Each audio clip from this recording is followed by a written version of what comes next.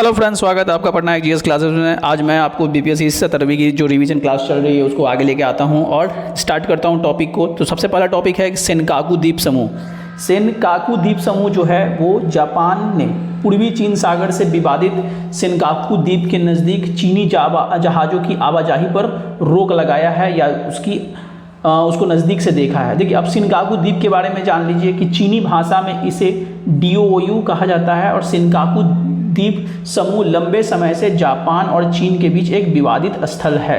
और भी कुछ जापान की जो द्वीपें हैं वो उनका भी नाम याद रखिएगा। इशिगाकू द्वीप, ओत्सरी द्वीप, कुबा द्वीप और ताइसो द्वीप, ये सभी जापान की द्वीपें हैं। और 67वीं बीपीएससी में एक जापान के द्वीप से भी क्वेश्चन आया था, आप जाके क्वेश्चंस को देख लीजिएगा।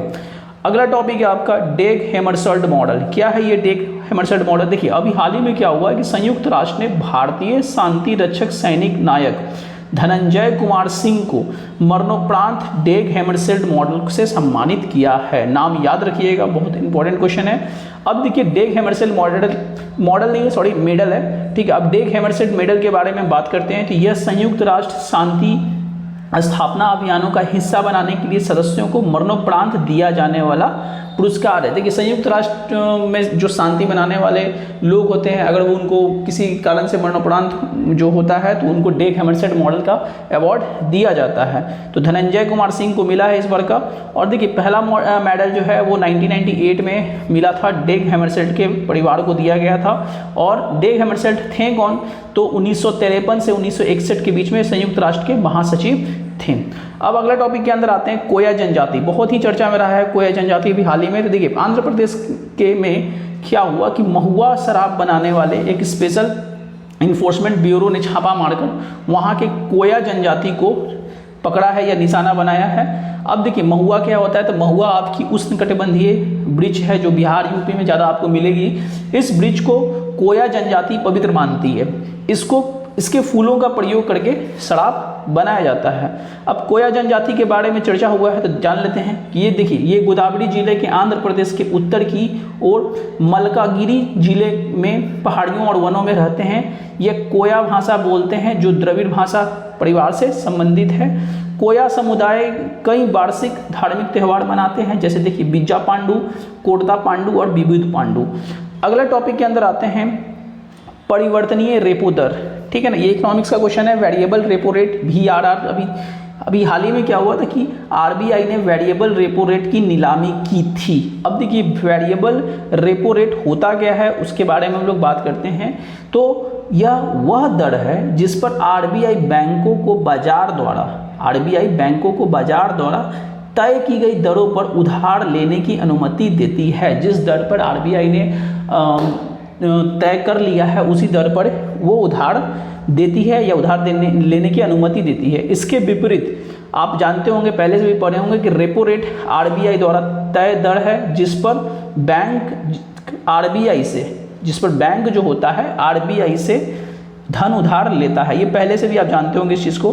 अब हम बात करेंगे VRR के तहत। VRR के तहत एक दिन से अधिक और आमतौर पर 14 दिनों तक के लिए उधार लिया जाता है।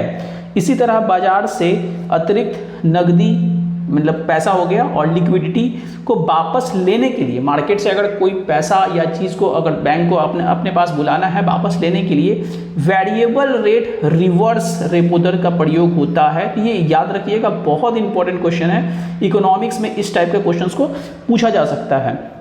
अब हम बात करते हैं नेक्स्ट टॉपिक के अंदर। तो नेक्स्ट टॉपिक है वैश्विक खाद्य नीति का रिपोर्ट आया है 2024 के बारे में, इसके बारे में बात करते हैं। तो देखिए, सबसे पहले ये रिपोर्ट जो होती है अंतर्राष्ट्रीय खाद्य नीति अनुसंधान संस्थान जारी करती है। और इसमें अभी रिपोर्ट में क्या हुआ है कि 38% भारतीय आबादी खराब खाना खाती है जिसमें पोषण की कमी है। अब देखिए, इससे क्या हुआ है कि भारतीयों में 16.6% भारतीय कुपोषित दिखे हैं या मिले हैं। अब देखिए, IFPRI होता क्या है उसके बारे में जान लेते हैं। तो ये एक international food policy research institute है, इसका फुल फॉर्म हो गया।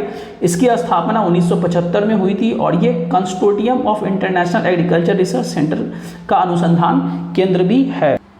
अब देखिए एक और टॉपिक के अंदर हम लोग आते हैं, चंद्रमा का फार साइड। अब चंद्रमा का फार साइड क्या है, तो देखिए चीन ने अभी हाल ही में क्या किया है कि मानव रहित अंतरिक्ष यान का नाम याद रखिएगा, चांग-ई 6 ने चंद्रमा के अंधकार वाले हिस्से यानी कि फार साइड, देखिए फार साइड जो है चंद्रमा के अंधकार वाले हिस्से हैं, वहां पर अपना सफलतापूर्वक यान जो है उतारा है। और ख़ास बात है कि अभी तक कोई भी देश चंद्रमा के फार साइड पर अपना कोई भी अंतरिक्ष यान नहीं उतारा है, ठीक है ना। भारत का चंद्रयान 3 जो था वो नियर साइड वाले हिस्से के दक्षिणी ध्रुव पर उतरा था, ध्यान दीजिएगा। अब फार साइड के बारे में अगर बात किया जाए तो यह चंद्रमा का वह गोलार्ध या हिस्सा है जो पृथ्वी से कभी दिखाई नहीं देता है, इसलिए इसे चंद्रमा का डार्क साइड कहा जाता है। सोवियत संघ के लूना 3 यान ने अंतरिक्ष से चंद्रमा के फार साइड की तस्वीर पहली बार खींची थी। अब हम बात करते हैं आपका नेक्स्ट क्वेश्चन के तहत, तो आरबीआई का गोल्ड रिजर्व। देखिए अभी हाल ही में क्या चल रहा है कि दूसरे देशों से जहाँ पर लोग सोना रखे हुए हैं दूसरे देशों में, हमारी कंट्री के या किसी और कंट्री के, तो वो सब अपने अपने देश में उस चीज़ को मंगा रहे हैं। तो आरबीआई का गोल्ड रिजर्व भी क्या हुआ है कि वित्त वर्ष 23-24 में आरबीआई ने यूके से 1000 मीट्रिक टन सोना वापस लाकर मुंबई और नागपुर स्थित अपनी तिजोरी में रखवा लिया था, ठीक है। तो वित्त वर्ष 23-24 में देखिए इंपॉर्टेंट वो नहीं है, इंपॉर्टेंट ये है कि 24 के आंकड़ों के अनुसार आरबीआई के पास 822 मीट्रिक टन गोल्ड होल्डिंग अभी वर्तमान में है।